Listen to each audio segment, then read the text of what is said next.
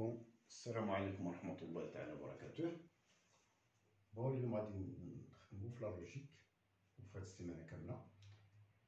Donc on va traiter un exercice sur la logique. Il s'agit de montrer que pour tout n appartenant à n, racine carrée de 4n plus 3 n'est jamais antinaturelle. Bon, là la variable c'est n. On peut penser à la récurrence.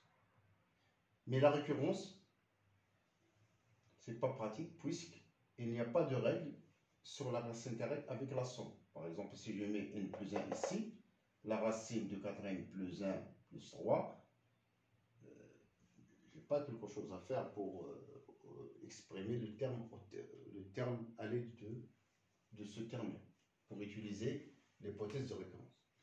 Mais le plus proche, c'est donc l'absurde. Donc, supposons par absurde. Donc, on va montrer, supposons par absurde qu'il existe un n appartenant à n, tel que racine de 4n plus 3 appartenant à n.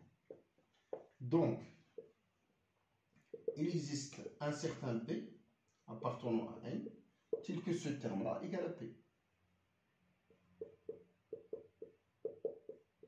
C'est-à-dire, donc, 4n plus 3 égale à p carré.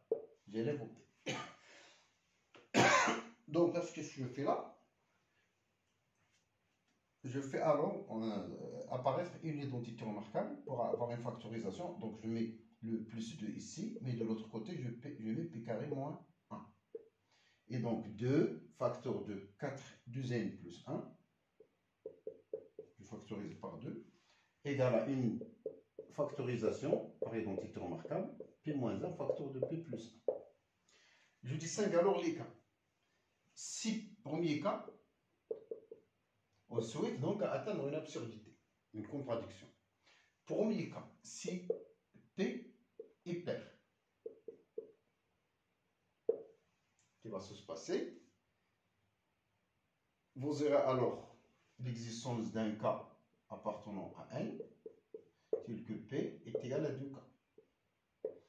Et donc, 2 facteur de 2n plus 1 est égal, je remplace carrément 2k moins 1 facteur de 2k plus 1. Qu'est-ce qu'on remarque? Là, c'est un nombre pair, clair, qu'il est pair, mais les deux produits, c'est le produit de nombres impairs, donc c'est impair. Contradiction. Donc, dans ce cas, j'ai une contradiction, c'est-à-dire impossible d'avoir P impair qui réalise ça. Maintenant, je passe au deuxième cas, au cas suivant.